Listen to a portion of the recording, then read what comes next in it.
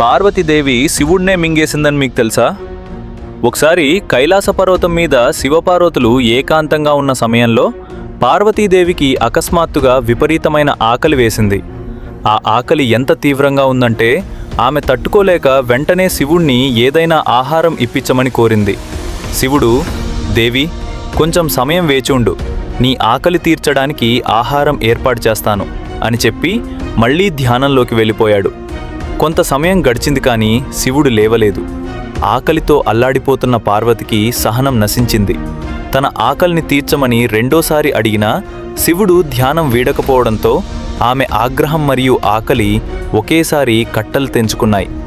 ఆ ఉన్మాద స్థితిలో జగన్మాత తన ఎదురుగా ఉన్న పరమశివుణ్ణే ఆహారంగా భావించి ఒక్కసారిగా ఆయన్ను మింగేసింది.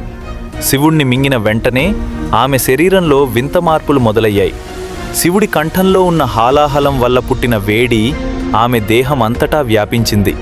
ఆమె శరీరం నుండి నల్లని పొగలు రావడం మొదలయ్యాయి. ఆమె కంటిలోని కాంతి తగ్గి ముఖం వివర్ణమైపోయింది. అప్పుడు శివుడు ఆమె గర్భం నుండి ఇలా పలికాడు, దేవి, ఆకలి తీర్చుకోవడానికి నన్నే మింగేశావు. పురుషుడు లేని ప్రకృతి వితంతువుతో సమానం. నువ్వు నన్ను మృంగడం ద్వారా లోకానికి వైధవ్యాన్ని సూచించే రూపంలో కనిపిస్తున్నావు. కాబట్టి నీవు ఇకపై ధూమావతి, పొగ నుండి పుట్టినది అనే పేరుతో పిలువబడతావు. అనంతరం పార్వతి తన తప్పు తెలుసుకుని శివుణ్ణి తిరిగి వెలుపలికి వదిలింది. ఈ ధూమావతి రూపమే దశమహావిద్యలలో 7వ మహావిద్యగా పూజించబడుతోంది. అందరూ కూడా సబ్స్క్రైబ్ చేసి ఓం నమః శివాయ అని కామెంట్ చేయండి.